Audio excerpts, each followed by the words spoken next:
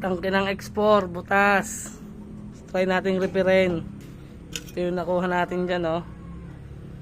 Try natin repair'in. Lagyan natin ng tubular. Yan. Try natin repair'in kung kaya. Kasi ang tama niya, oh. Butas na. Before and after. Yan mga kamekanika, ito na yung before and after ng ating ginawa.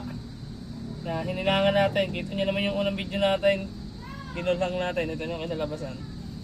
Ayan, check natin kung may singaw. Ayan. Check natin, naka na yung blower. Ba't na yung blower? Pakita mo sa kanila kung may singaw yung ating hinan. Hahanginan natin ang loob.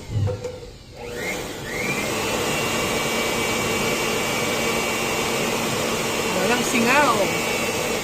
Walang kasingaw-singaw mga kamekanika. Kaya ko nga magpisil na rin. Alright. Exhale.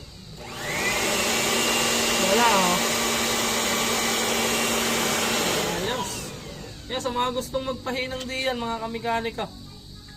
Yan, PM nyo lang ako. Kahit anong tangkay na kaya natin hinangan. Hindi lang to tanso. Pero matibay mga kamekanika. Sa mga gustong magpahina nga ng tangking butas, PM nyo lang ako mga kamekanika. Peace out.